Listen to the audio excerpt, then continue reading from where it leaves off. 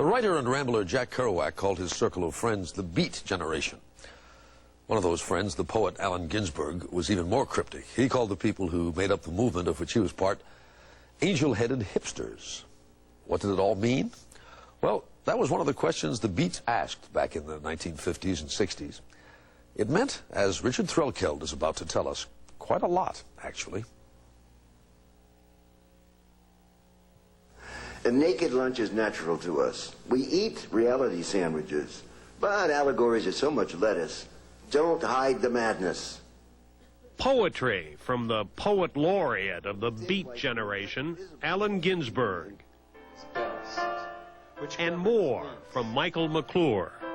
Let me be free of ligaments and tendencies to change myself into a shape that's less than spirit. In San Francisco, beat artist Jay DeFeo's mystical painting, The Rose, in seclusion for a quarter century, is moving to permanent display. The Beat Generation suddenly resurrected. I belong to the Beat Generation. Jay DeFeo, Herbert Huncke, William Burroughs, and the father of Beat, the late Jack Kerouac. All the stories I wrote were true because I believed in what I saw. Some of what they wrote, photographed, painted, and sculptured from 1950 to 1965 is on display at the Whitney Museum of American Art in New York.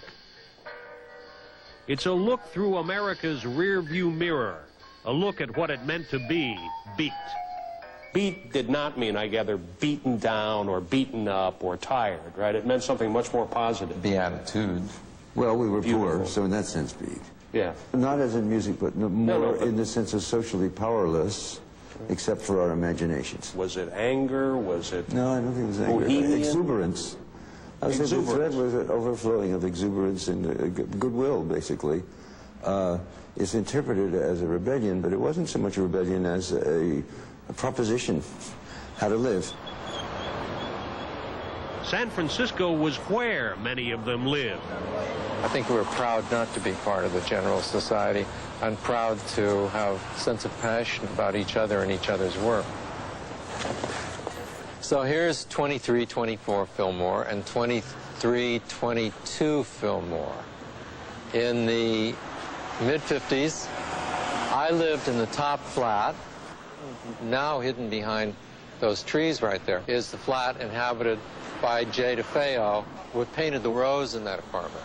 And I would walk downstairs all the time, go into the apartment, into her studio, and watch her painting the rose and talk to her. She and Wally had... Jay DeFeo put beads and tinsel and paint and 7 years of her life into this. It became a kind of icon for the Beats. It had achieved a mythic status among the artists and writers in the Bay Area.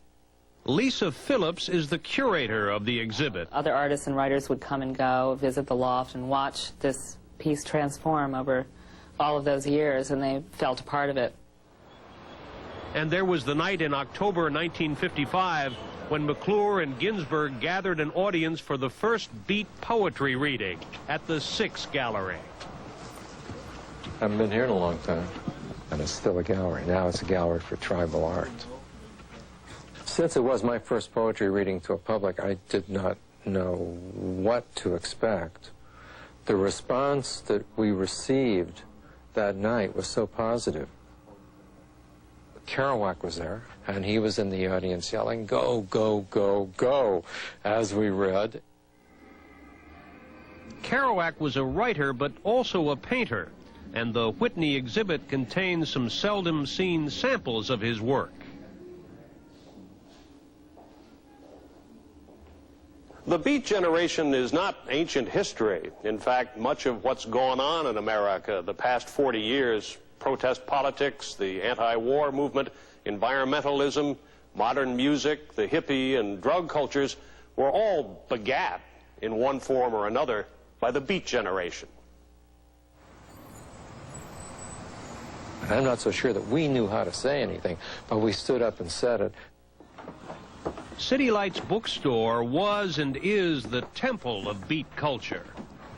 In those days, we would all meet here in the basement where there was a reading room and where the poetry was.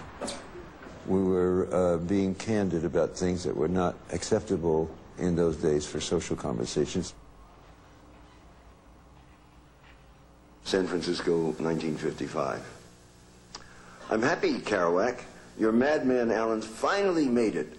Discovered a new young cat, and my imagination of an eternal boy walks on the streets of San Francisco, handsome, and meets me in cafeterias, and loves me. Ginsberg was censored. His work, the whole beat culture, in fact, shocked and startled a conformist society. Critic Nat Hentoff remembers. What they were engaged in was a liberation of self by any means necessary, by any ingredients necessary. And they seriously were going against the bourgeois conventions. They did very well at that. But to me, But it was self-indulgent, no question. There was lots of drugs and alcohol and casual sex. Lisa Phillips says there was something more. The kind of spiritual quest that the Beats were involved with has great resonance today. They say the new generation is alienated, slacker, apathetic, deadened of feeling, when actually there is an enormous amount of feeling underneath, which needs to be invoked, empowered, and appreciated. This beat exhibit's already become a big draw, which is ironic, because the beat movement itself didn't have much staying power. There was no one who bought paintings. There was nobody who published the poetry or even read the poetry, save our own friends in a larger literate community. Jay DeFeo died in 1989. The Rose is now in the Whitney's permanent collection. McClure is still in the Bay Area performing with keyboardist Ray Manzarek and writing and teaching at a small college. Ginsberg's back in New York's East Village, performing with Stephen Taylor, still writing and teaching and trying to treat a heart condition with a special diet. Some old men are still alive, but the old junkies are gone. We are a legend, invisible but legendary, as prophesied. As Ginsberg wrote, some old men are still alive. And here, for a moment at least, the beats go on.